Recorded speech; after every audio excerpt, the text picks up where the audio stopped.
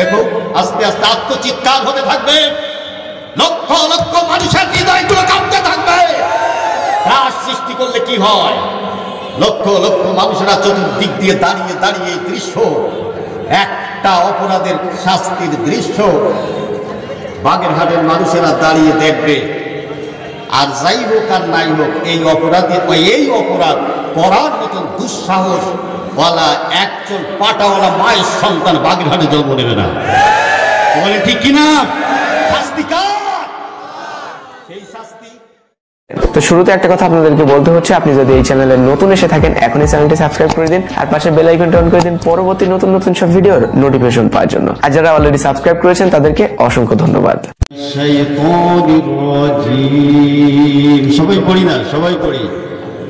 আউযু বিল্লাহি মিনাশ শাইতানির রাজীম।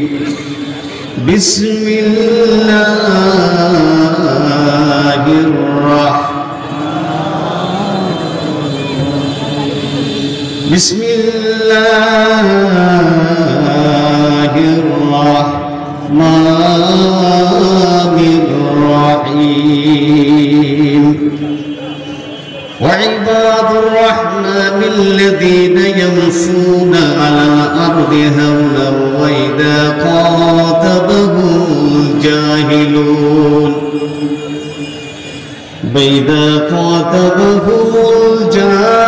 الجاهلون قالوا سلاما. وقال النبي صلى الله عليه وسلم كل أمتي يدخلون الجنة إلا من أبى. قيل من أبى يا رسول الله صلى الله عليه وسلم؟ قال من أطاعني دخل الجنة ومن عصاني فقد أبى. وقال الله تعالى إن الله وملائكته يصلون على النبي يا أيها الذين آمنوا صلوا عليه وسلموا تسليما. نمجر درود اللهم صل على محمد وعلى آل محمد كما صليت على إبراهيم وعلى آل إبراهيم. بارك على محمد وعلى آل محمد كما باركت على إبراهيم وعلى آل إبراهيم إنك حميد مجيد. بلغ العلا بكماله كشف الدجى بجماله حسنت جميع خصاله صلوا عليه وآله بلغ العلا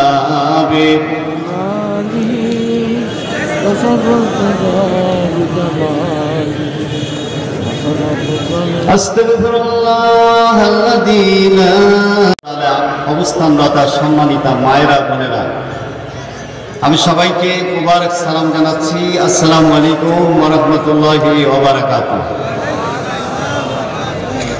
কোরআনের কাছে আসতে পেরেছি। আমরা এসেছি মূলত আল্লাহ কোরআনের মহব্বতে এখানে এসেছি, কোনো ব্যক্তির মহব্বতে এখানে আসেনি।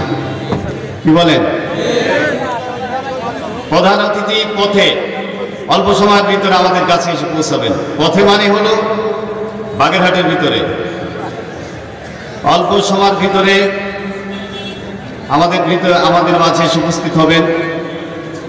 যেহেতু উনি না আসা পর্যন্ত তো আমাদেরকে ময়দান ধরে রাখতে হবে, তাই কথা বলতে হচ্ছে। আমি গ্রামের মানুষ, এই যে ওজনওয়ালা মানুষদের পাশে বসে কথা বলা, এত বড় কলিজা আমার নাই। ছোট্ট মানুষ, ছোট্ট কলিজা নিয়ে কথা বলতে যে আমাকে বলতে হবে ইন্নী সাকিম। আমি মানসিকভাবে, শারীরিকভাবে এত ওজনওয়ালা মানুষদের পাশে বসে কথা বলতে ভীত সন্ত্রস্ত। তারপরেও নির্দেশ ফলো করার জন্য, নির্দেশ মান্য করার জন্য আমি আমার মুরব্বী স্বজনদের দোয়া নেওয়ার জন্য বসেছি। আমি বারবার বলেছিলাম, অপারগতা প্রকাশ করেছিলাম কথা না বলার জন্য,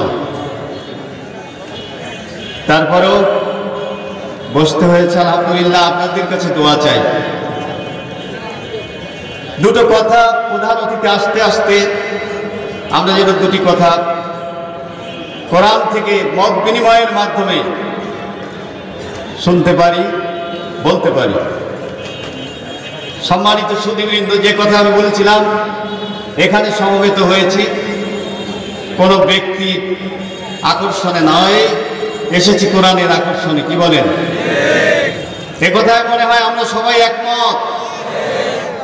যেহেতু কোরআন, আমি একজন ইমানদার হিসাবে, আমি একজন মুসলমান হিসাবে, আমার বুকের ভিতরে যে দুঃখ দুঃখ করে নড়ছে যে জান, যে প্রাণ, এই প্রাণের থেকে আমি এই কোরআনকে বেশি ভালোবাসি। আমার সন্তান থেকে আমি কোরআনকে বেশি ভালোবাসি। পৃথিবীর এমন কিছু নাই, সমস্ত কিছুর ঊর্ধ্বে আমার কোরআন। কোরআন আছে যেখানে, আমি আছি সেখানে। কি বলেন? এটা আমাদের ইমানের স্লোগান। রাস্তায় দাঁড়িয়ে আমরা, মাহফিলে বসে আমরা যে স্লোগানটা দিই, এটা ইমানকে ঠান্ডা করি, ইমানকে প্রশান্তি দেই। কোরআন আছে যেখানে, আমরা আছি সেখানে। কি বলেন? ঠিক কিনা? এটা ইমানের স্লোগান আমাদের। সেই ইমানের দাবিতেই বলছি যে আমরা এই হাজারো মানুষ এখানে সমবেত হয়েছি কোরআনের আকর্ষণে। কি বলেন? ঠিক কিনা? তো এখানে কোরআনের আকর্ষণে আমরা হাজির হয়েছি, কিন্তু আমার বাহুবলে, আমার চিন্তায়, আমার পেশি শক্তিতে আমি এখানে আসতে পারিনি। আমাকে যিনি কোরআনের আকর্ষণে এখানে আসার তৌফিক দিয়েছেন, তিনি কে? আল্লাহর নাম কি দুই একজনে নেব না সবাই নেব? চিৎকার মেরে বলছি আলহামদুলিল্লাহ। আবারও বলছি আলহামদুলিল্লাহ। যেহেতু আল্লাহ আমাদেরকে কোরআনের জন্য কবুল করেছেন, কোরআনের জন্য কবুল করেছেন আমাদেরকে। আজকে যদি কোনো অমুসলিমের ঘরে আমার জন্ম হতো, হয়তো এমন একটা পরিবেশ চোখ দিয়ে দেখার সুযোগও হতো না। কিন্তু ছোট্ট একটি মুসলিম পরিবারে পাঠাবার মাধ্যমে হয়তো এই পরিবেশ চোখে দেখার সুযোগ আল্লাহ দিয়েছেন। কান দিয়ে কোরআনের কথাগুলো শোনার সুযোগ দিয়েছেন, হৃদয় দিয়ে কথাগুলিকে বুঝার তৌফিক দিয়েছেন। কোরআনের ময়দানে জীবনকে বাজি রেখে হলেও সামনের দিকে আগাবার মতন ঈমানি হিম্মত দিয়েছেন। এই জন্য আবারও বলছি আলহামদুলিল্লাহ, আবারও বলছি আলহামদুলিল্লাহ। সবাই বলেন না সুবহানাল্লাহ, আলহামদুলিল্লাহ। একসাথে চিৎকার মেরে বলছি আল্লাহু আকবার, আল্লাহু আকবার। আল্লাহ যত বড়, আল্লাহর তাকবীর তত বড় হওয়া উচিত। ঈমানের দাবিতে আমার আল্লাহ যত বড়, আমার আল্লাহর তাকবীরটাও হওয়া উচিত তত বড়। আর সেজন্যই তো এই তাকবীর আল্লাহু আকবার জমিনের পথ দিলে মনে হয় যেন আসমান ভেদ করে উপরের দিকে চলে যায়। পৃথিবীতে একটা মাত্র ধ্বনি, তা হচ্ছে আল্লাহু আকবার, যা উচ্চারণ করলে শুধু উপরের দিকেই ওঠে। কি বলেন? আর কোন স্লোগানের কথা আপনি বলবেন যে স্লোগান দিলে উপরের দিকে ওঠে? আছে কি এমন কোন স্লোগান? এমন কোন স্লোগান মানুষের আছে? একটি মাত্র স্লোগান আছে, যেটা জমিনের উপর দিয়ে ছেড়ে দিলে আর আজিম ভেদ করে চলে যায়। সেই স্লোগান হচ্ছে আল্লাহু আল্লাহু। একসাথে বলি না আল্লাহু আকবার? আবারও বলছি আল্লাহু আকবার। নারায়ে তাকবীর, নারায়ে তাকবীর। শুকরিয়া আদায় করছি মহান মাহবুবের, বুক ভরা শ্রদ্ধা নিয়ে সালাম জানাচ্ছি আমাদের কলিজার প্রিয় মানুষ, আমাদের কলিজার সবচেয়ে আপন মানুষ, আমাদের হৃদয়ের সবচেয়ে ভালোবাসার মানুষ মুহাম্মাদুর, সবাই পড়ি মুহাম্মাদুর সাইয়্যিদুল মুরসালিন, দো জাহানের বাদশা, আখেরি জামানার বিশ্ব নেতা, বিশ্ব নবী জনাবে মুহাম্মদ রাসূলুল্লাহ সাল্লাল্লাহু আলাইহি ওয়াসাল্লামের উপরে দোয়া করছি প্রাণ করে। আমি তো এই গ্রামের মানুষ, কত মুরব্বী স্বজনকে দেখেছি, বলে চলেছি, আদর নিয়েছি, ভালোবাসা নিয়েছি, দোয়া নিয়েছি। আজকে হয়তোবা তান্ডা যদি থাকতেন সবচেয়ে বেশি আনন্দিত হতেন। অসংখ্য মানুষ মাটির নিচে চলে গেছেন। এই অঞ্চলের মাটির নিচে যত মুসলিমা ঘুমানো আছেন, আমরা প্রাণ ভরে তাদের জন্য দোয়া করছি। আল্লাহ পাক যেন তাদের কবরের আযাব থেকে মাফ করে দেন। আমাদের সকল মৃত আত্মীয় স্বজনদের জন্য প্রাণ ভরে দোয়া করছি। আল্লাহ, আমরা তাদের জন্য তোমার কাছে মাফ চাই, তুমি দয়া করে তাদেরকে মাফ করে দাও। তাদের কবরে আযাব থাকলে মাফ করে দাও। বিশেষ করে আমি একটি নাম উচ্চারণ না করে পারছি না, মরহুম মাওলানা তালিবুর রহমান রাহিমাহুল্লাহ তাআলা। এই বাতি জ্বালাতে নিঃস্বার্থ শ্রম দিয়ে তিনি এ বাতি জ্বালিয়ে রেখে গেছেন। আল্লাহ যেন তাকে জান্নাতের উচ্চ মাকাম দান করেন। এই ইসলাম আজ থেকে ১৫০০ বছর ধরে পূর্বের ইসলাম এক এক করে আমাদের পর্যন্ত পৌঁছাতে যারা জীবন দিয়েছেন, রক্ত দিয়েছেন, শ্রম দিয়েছেন, মেধা দিয়েছেন, বুদ্ধি দিয়েছেন, মাথার ঘাম দিয়েছেন, তাদের জন্য প্রাণ ভরে দোয়া করছি। আয় আল্লাহ, তুমি তাদেরকে জান্নাতের উচ্চ মাকাম দান করো। আমাদের জন্য দোয়া করছি, আল্লাহ যতদিন আমাদেরকে বাঁচায় রাখো, ঈমানের পরে বাঁচায় রেখো। আমরা যদি একদিন বাঁচি, একদিন যেন ঈমানের সাথে বাঁচি। কি বলেন? ঈমান ছাড়া আমরা 100 বছর বাঁচতে চাই না। ঈমান নিয়ে আমরা প্রয়োজনে একদিন বাঁচতে চাই, প্রয়োজনে 1 ঘন্টা বাঁচতে চাই, প্রয়োজনে 1 মিনিট বাঁচতে চাই, প্রয়োজনে 1 সেকেন্ড বাঁচতে চাই, কিন্তু মুনাফিক হয়ে বাঁচতে চাই না। মুনাফিক হয়ে বাঁচতে, ফাসেক ফুজ্জার হয়ে বাঁচতে, ফাসেক ফুজ্জারদের দোসর হয়ে বাঁচতে, জালিম হয়ে বাঁচতে, জালিমদের দোসর হয়ে বাঁচতে চাই কি আমরা? চাই না। আমরা চাই ঈমানের দাবিতে মুসলিম হিসাবে মাথা উঁচু করে দাঁড়িয়ে 1 মিনিট বাঁচতে চাই। কি বলে, ঠিক কিনা?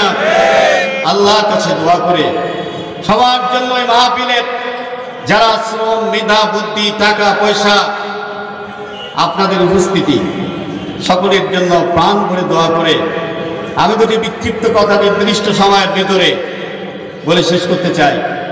সম্মানিত সুধীজনেরা, আমার শ্রদ্ধেয় শায়েখ উস্তাদ অধ্যাপক মুস্তাজাবুল হক সাহেব, উনি একদিকে আমাদের ইউনিয়নের চেয়ারম্যান ছিলেন, আর আমার ছিলেন ডাইরেক্ট স্যার। স্যারের পরে কথা বলা, আমি স্যারের কাছে মাপ চেয়ে দিচ্ছি, স্যার যেন কষ্ট না পান। নিশ্চয়ই পাবেন না।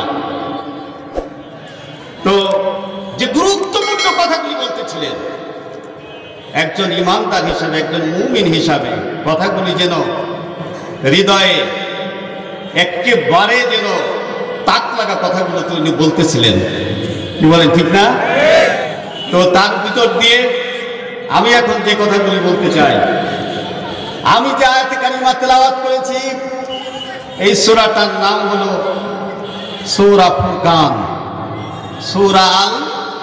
যেহেতু তাফসীর মাহফিল, ছোট্ট দুটি কথাও যদি পকেটে দিয়ে দেওয়া যায়, হয়তোবা কালকে ডায়েরির মধ্যে খুললে সেটা চোখের সামনে পরিষ্কার হয়ে যাবে।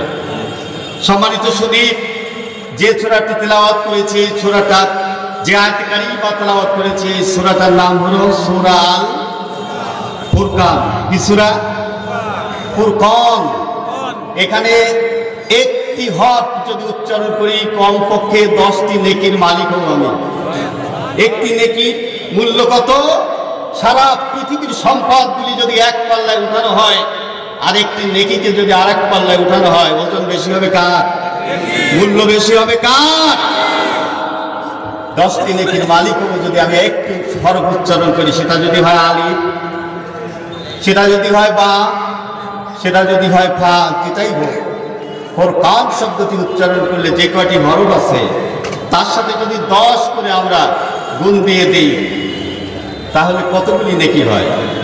এজন্য উচ্চারণ করুন। আমরা যে সূরাটা আয়াত শুনেছি এই সূরাটার নাম কি? সূরা আল, সবাই বলি সূরা আল ফুরকান। অবতীর্ণ হয়েছিল মক্কায়। কোথায়? এই সূরাকে বলা হয় মাক্কি সূরা। কি সূরা? 6টি রুকু, 77 আয়াত। কত আয়াত? 77 আয়াত, 6 রুকু, মক্কায় অবতীর্ণ। সূরার নাম সূরা আল ফুরকান। হয়ে গেল তো, এক সাবজেক্টে পড়া হয়ে গেল আমাদের। তাফসীরুল কোরআন মাহফিলের প্রতিষ্ঠা যারা করে কবরে চলে গেছেন, ওনাদের উদ্দেশ্য এটাই ছিল, যারা মাদ্রাসায় গিয়ে ক্লাস করতে পারে নাই, কোরআন শরীফ জানতে পারে নাই, বুঝতে পারে নাই, তারা যেন মেঠো মাঠে এসে, মেঠো ক্লাসে এসে অন্তত কোরআন সম্পর্কে কিছু ধারণা নিয়ে যেন তারা মরতে পারে।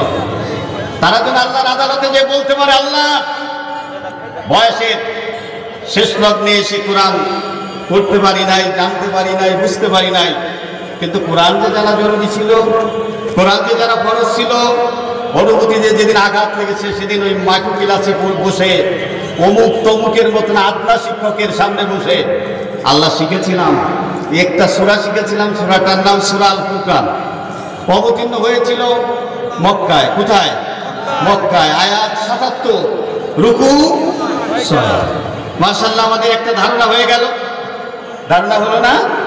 এখন এই সূরাটার ভিতরে কি আলোচনা করেছেন আল্লাহ তাআলা, আরো সংক্ষেপ করে বলছি। সেটা হলো রাসূল করিম সাল্লাল্লাহু আলাইহি সাল্লামের নবুয়ত, রিসালাত এর প্রমাণ এই সূরার ভিতরে দেওয়া হয়েছে।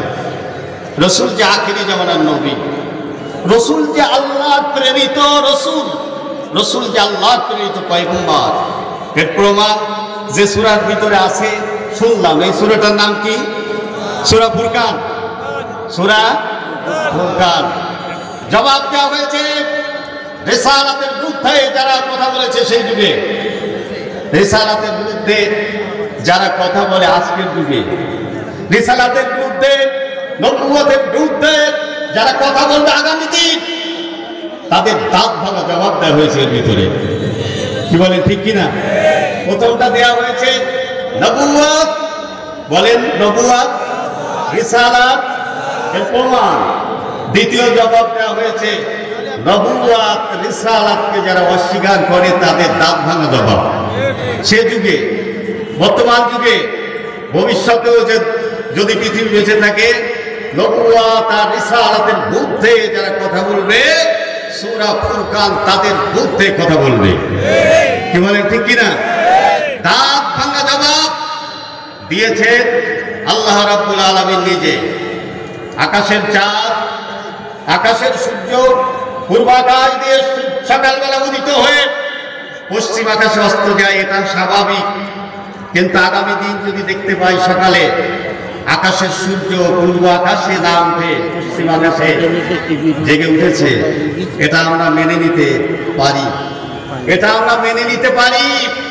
কিন্তু আল্লাহর এই কোরআনের একটি আয়াত কিয়ামত অবধি মিথ্যা প্রমাণ কেউ করেছে এমন সংবাদ যদি কানে আসে, মেনে নিতে পারি? বলেন, মেনে নিতে একটি আয়াত প্রয়োজন নেই। একটি শব্দ যদি কেউ অমান্য করে, অস্বীকার করে, মেনে নিবেন কি? মেনে নিবেন? একটি হক যদি কেউ অস্বীকার করে, মুসলমানরাকে মেনে নিবে? কোরআন নিয়ে যদি খেলা করতে চায় কেউ, কোরআন নিয়ে যদি কেউ তামসা করতে চায়, মুসলমান, যেহেতু প্রথমে বলেছি আমাদের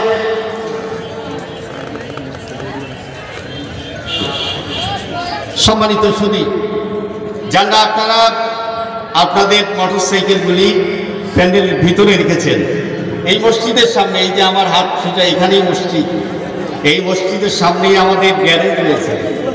আপনাদের সাইকেল, মোটরসাইকেল, আপনাদের অটো, ভ্যান যারা এসেছেন, এগুলি এই মসজিদের সামনে দয়া করে রাখবেন। আমাদের ওইখানে দায়িত্বশীল আছে, ওইখানে রেখে অবশ্যই আপনি একটা টোকেন গ্রহণ করবেন।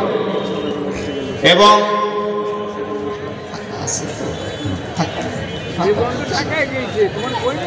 সম্মানিত সুধী, এভাবে করে আপনাদের এখানে আমাদের মসজিদের সাথে বাথরুম আছে, এখানে আমাদের প্যান্ডেলের পাশে বাথরুম আছে, এদিকে এই স্কুলের পুরনটার এই পাশে বাথরুম আছে।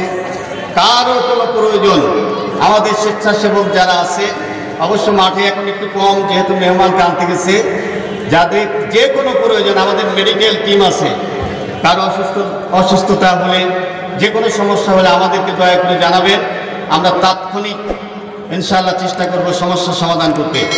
সম্মানিত সুধীবৃন্দ, যে কথাটা বলতেছিলাম সেটা হলো যে আল্লাহ রাব্বুল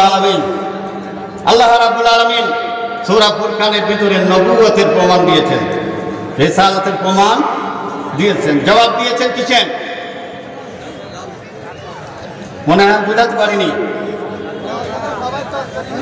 জবাব দিয়েছেন নবুয়ত আর রিসালাতকে যারা অস্বীকার করে তার। কি বলেন?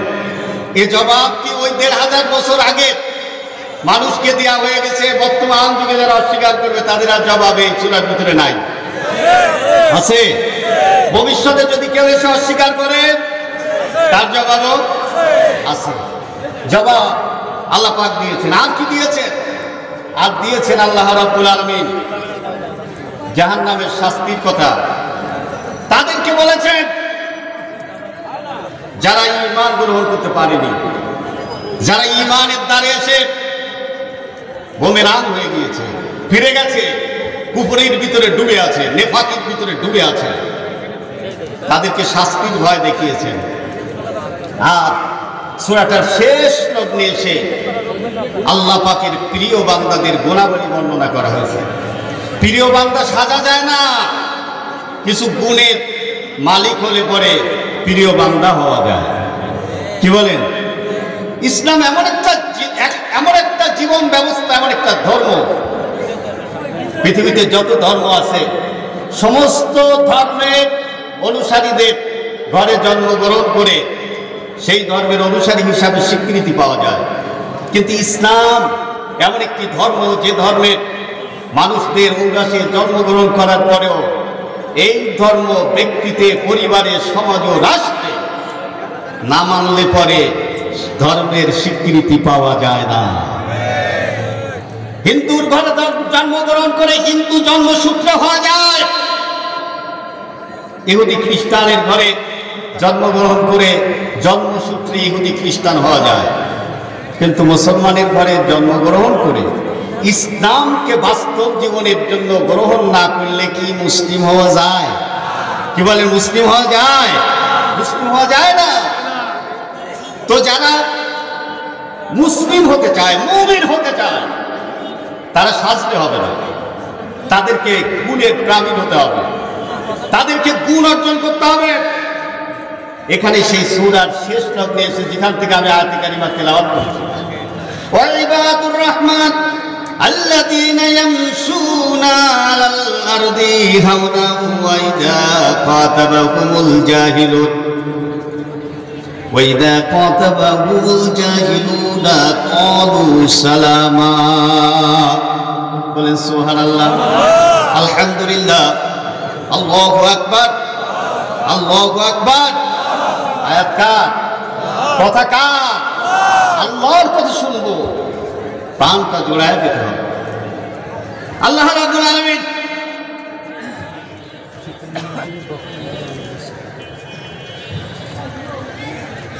প্রধান অতিথি আমাদের কাছে চলে এসছেন, আলহামদুলিল্লাহ কাছে চলে এসছেন। অল্প সময়ের ভিতরে চলে আসবেন। হুজুর আসলেই আমরা আমাদের মূল আলোচনায় ফিরে যাবো ইনশাআল্লাহ তাআলা। প্রধান অতিথির আলোচনা শুনবো ইনশাআল্লাহ। তো এখানে আল্লাহ রাব্বুল আলামিন তার প্রকৃত বান্দাদের কয়েকটি গুণাবলী, সেই গুণাবলীর সংখ্যা হচ্ছে 13। কয়টা গুণাবলী? 13টি গুণের কথা এখানে বর্ণনা করেছেন। আমি প্রথমে বলেছি যে আল্লাহর প্রিয় বান্দা সাজগোজ করার কোনো বিষয় না, ডেকারেশনের কোনো জায়গা নাই।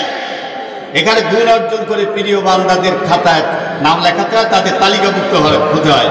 কুনু মা সাদিকিন মা সালিহিন, সালেহ বান্দাদের অন্তর্ভুক্ত হও। তাদের সওবাত গ্রহণ করো, তাদের সাথী হও, তাদের বন্ধু হও, তাদের সাথে সম্পর্ক জুড়ে দাও।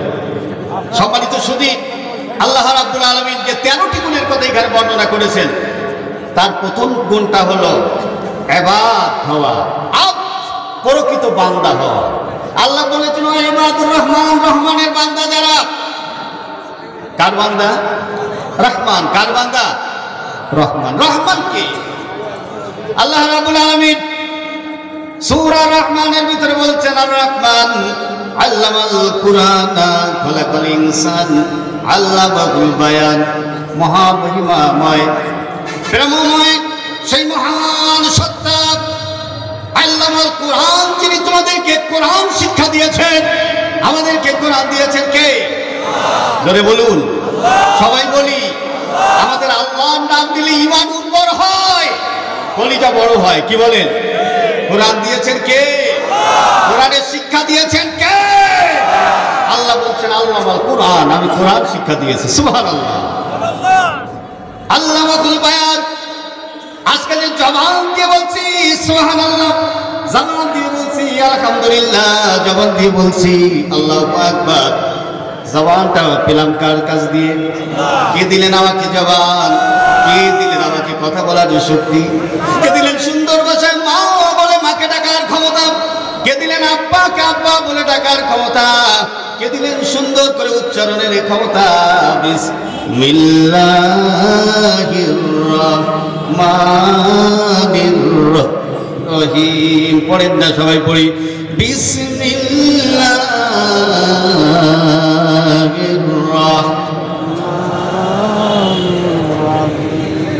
আল্লাহুল বায়ান। তিনি আমাদেরকে কথা বলার শিক্ষা দিয়েছেন। কথা বলে যদি তিনি শিক্ষা না দিতেন, দুনিয়ার তাবৎ চক্ষুষ্মান মানুষেরা, বিবেক সম্পন্ন মানুষেরা একটু টাকায় দেখেন, একই মায়ের দুটি সন্তান, একটা কথা বলে আর একটা বলে না। একটা বোমার একটা কথা বলে, একই মায়ের দুটি সন্তান আছে না নাই? বোমার জিহ্বার ভিতরে কি নাই? আর যে কথা বলে তার জিহ্বার ভিতরে বাকি আছে। আল্লাহ ডাক দিয়ে বলেন, ও দুনিয়ার মানুষ টাকায় দেখ, জিহ্বাগুলির ভিতরে কোন মেশিনারি জিনিসপত্র আমি তার ভিতরে সেট করে দিই নাই যে আমি না দিলে তুই লাগাই নিতে পারবি, তুই পরিপূর্ণ করে নিতে পারবি। আমি দিয়েছি জিহ্বাকে হুকুম, জিহ্বা কথা বলো। রুহুল আমিনের জিহ্বা কথা বলবে, মুস্তাজাবুল হকের জিহ্বা কথা বলবে, অমুকের জিহ্বা কথা বলবে, তমুকের জিহ্বা কথা বলবে। আমাদের জিহ্বা দিয়ে যে কথা বলি, এই কথা বলার পিছনে যা অবদান, তিনি কে? আমরা যে আল্লাহর নাম নিচ্ছি এত সুন্দর করে, আল্লাহর নামটা উচ্চারণ করে করতে পারছি, এই ক্ষমতা যিনি দিয়েছেন তিনি আমার কে? আরো জোরে বলেন, চিৎকার করে বলছি আল্লাহু আকবার। তিনি আমার আল্লাহ, তিনি আমাকে শক্তি দিয়েছেন, তাই আমি কথা বলতে পারি। কি বলেন, ঠিক কিনা? আল্লাহ রাব্বুল আলামিন ডাক দিয়ে বলছেন ইবাদুর রহমান আল্লাযীনা ইয়ামশুনা আলাল আরদি হাওনা। আমাদেরকে আল্লাহর বান্দা হতে বলেছেন, রহমানের বান্দা। আব্দ মানে হলো বান্দা। বান্দা কারে কয়? বান্দা আসি বলে তো নামাজ পড়ি, বান্দা আসি বলে তো রোজা রাখি, বান্দা আসি বলে তো ওয়াজ করি, বান্দা আসি বলে তো যাকাত দিই। কিন্তু না না না, আল্লাহ চাচ্ছেন বান্দারে এমন একটা বান্দা, যে বান্দা বান্দা। বান্দা শব্দের অর্থ হলো আব্দ, সেই ব্যক্তি হবে। বান্দা তো সেই ব্যক্তি হবে যে নিজেকে নিজের চিন্তা দিয়ে স্বাধীনভাবে, নিজের ইচ্ছায়, সজ্ঞানে, স্বেচ্ছায় আল্লাহর অস্তিত্বকে বুঝে শুনে জেনে স্বীকার করে আল্লাহর সামনে নিজেকে বিলীন করে দেবে। কি বলে, ঠিক কিনা? আল্লাহর সামনে বিলীন করে দেবে। আল্লাহর সামনে বিলীন করে দিতে কোন রকম কার্পণ্যতা করবে? তাই তো আমার বাবা বলেছিলেন, ইন্না সালাতি ওয়া নুসুকি ওয়া মাহইয়ায়া ওয়া মামাতি লিল্লাহি রাব্বিল আলামিন। মুসলিম মিল্লাতের বাবার নাম কি? জোরে কোন? ইব্রাহিম। মুসলিম মিল্লাতের আব্বার নাম কি?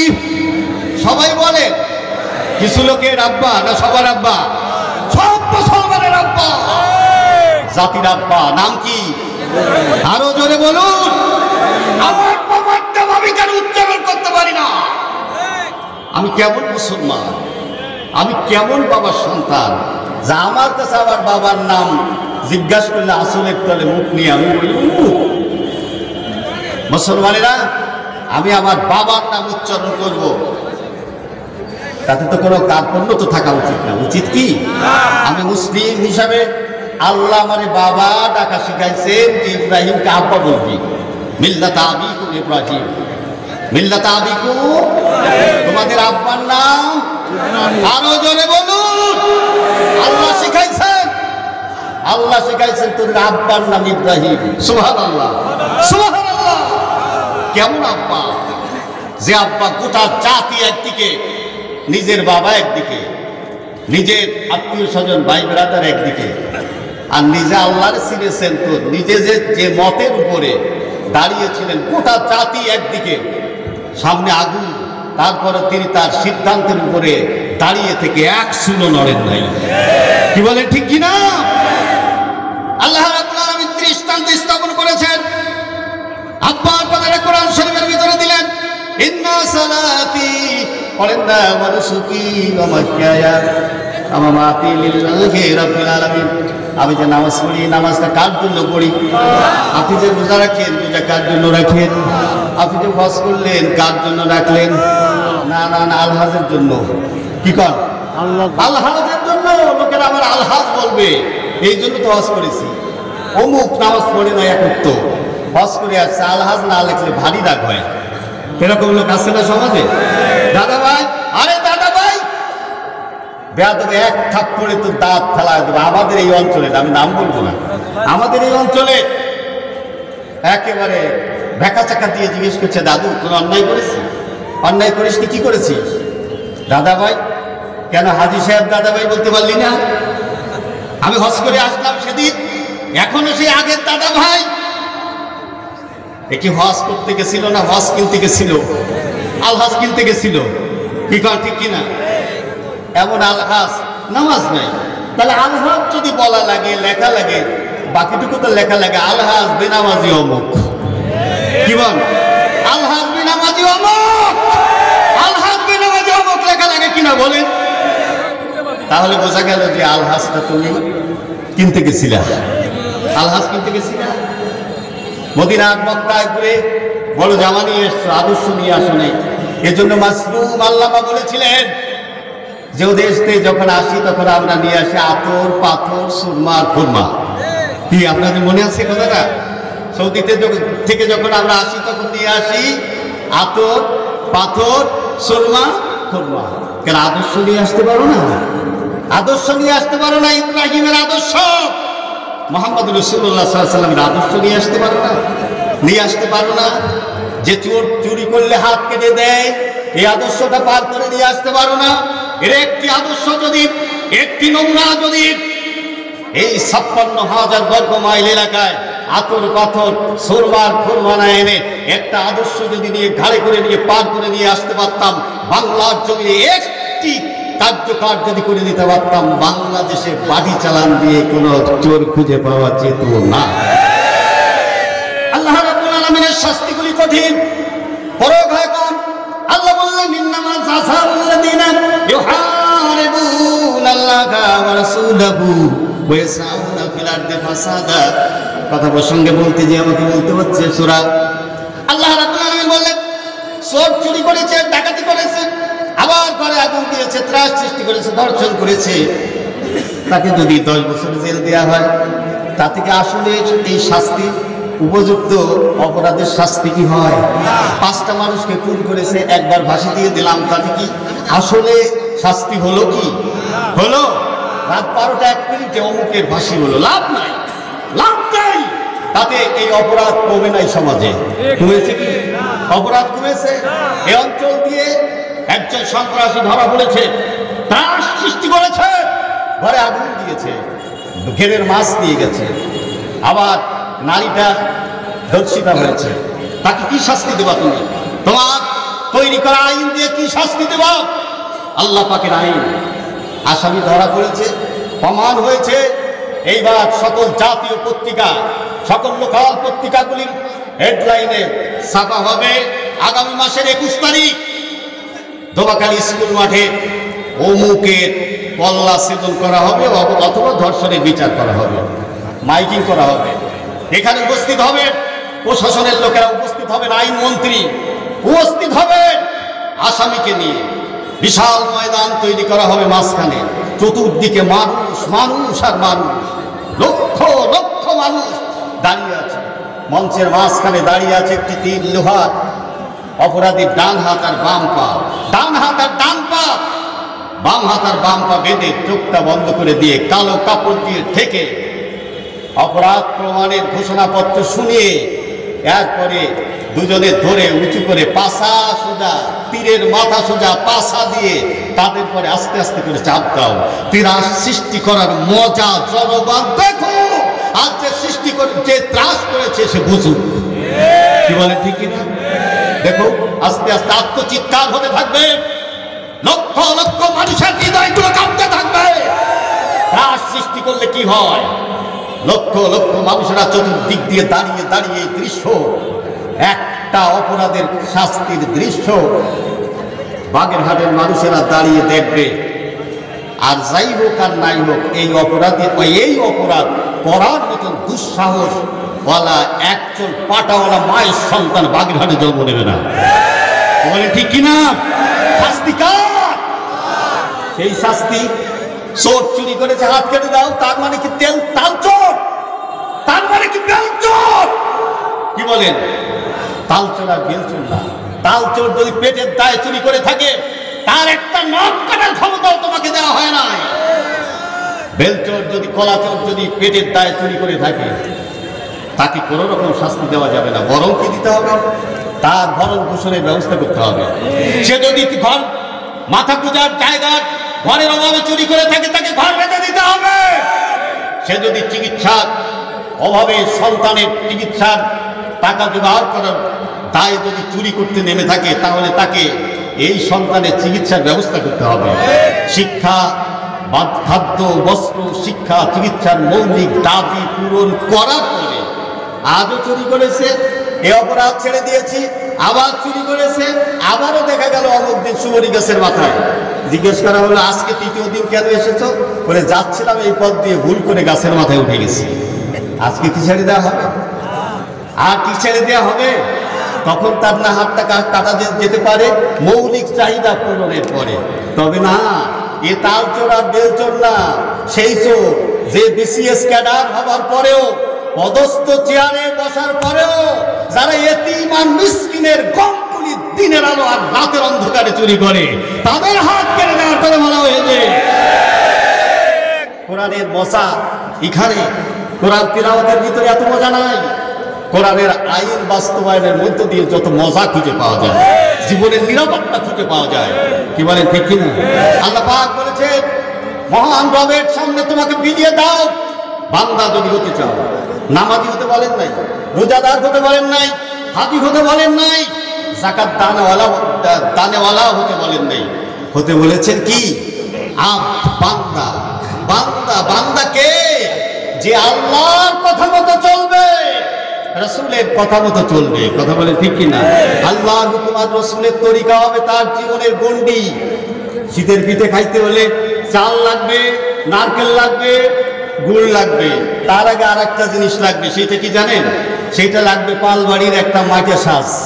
মাটিয়া সাজ লাগবে না? চাল আছে, চালের গুঁড়ি আছে, নারকেল আছে, দুধ আছে, গুড় আছে, কিন্তু সাজ নাই। শীতের পিঠে খাওয়া যাবে কি? যাবে? ওই 1.5 টাকা দামের ওই সাজের দাম যদি তুমি পিঠা খেতে চাও তো লাগবেই। কি বলে ঠিক কিনা? তুমি যদি আব্দ হতে চাও, তুমি যদি বান্দা হতে চাও, তাহলে তোমাকে একটা সাজ গ্রহণ করতে হবে। সেই সাজটার নাম হচ্ছে রাসূলুল্লাহর জীবন। রাসূলুল্লাহর জীবন। লাকাদ কানা লাকুম ফি রাসূলিল্লাহি উসওয়াতুন হাসানাহ। লাকাদ কানা লাকুম ফি রাসূলিল্লাহি উসওয়াতুন, বলেন লাকাদ কানা লাকুম ফি রাসূলিল্লাহি উসওয়াতুন হাসানাহ। রাসূল হচ্ছে তোমাদের জন্য আইকন, রাসূল হচ্ছে তোমাদের জন্য মাইল বলো, রাসূল হচ্ছে তোমাদের জন্য আদর্শ। কাদের জন্য? আল্লাহর বান্দাদের জন্য। কি বলে ঠিক কিনা?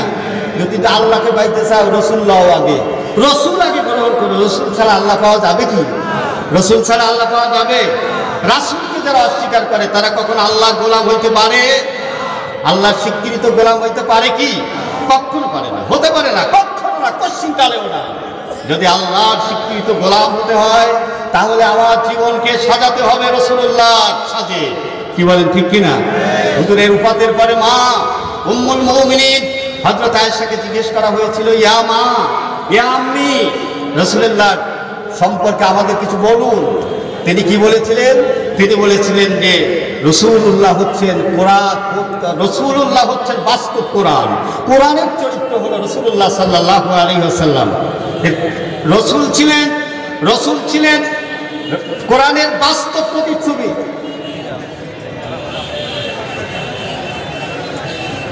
বাস্তব প্রতিচ্ছবি, সুতরাং কথা তো আর বলা যাবে না। তার ভিতর দিয়ে বলতে যেটা চেয়েছি তা হলো যে আমরা আল্লাহর গোলাম হতে চাই। আমরা কি হতে চাই?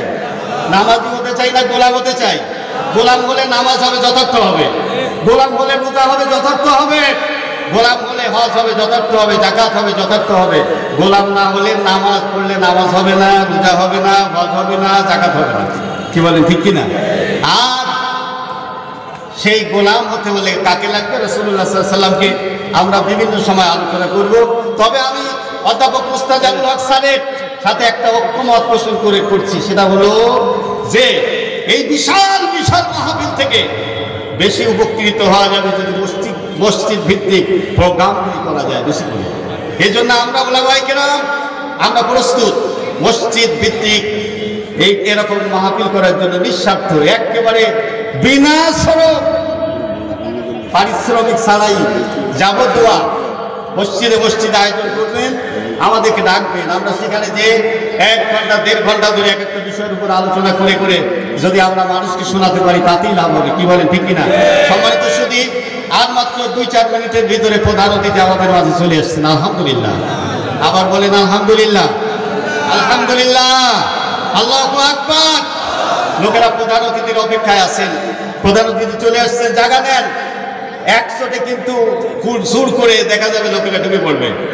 তখন এই যে কোনায় দাঁড়ায় আসলেন ওই কোনার থেকে আর একটা ধাক্কা খেয়ে বাইরে চলে যেতে হবে। এই জন্য দয়া করে রাস্তার উপরে দোকানে পাড়ে যারা আছেন, বিভিন্ন জায়গায় আছেন, আমি আপনাদেরকে অনুরোধ করবো যে আপনারা প্যান্ডেলের ভিতরে বসে পড়ুন। সম্মানিত সুধীজনেরা, আমি আপনাদের কাছে একটা কথা জিজ্ঞেস করতে চাই। এই যে বিশাল আয়োজন দোবাখালী স্কুল মাঠে, সারা জীবনের স্বপ্ন ছিল যে এরকম একটা আয়োজন করবো যার কানা কোনা থাকবে না, টুপি আর টুপি দিয়ে ভরে যাবে।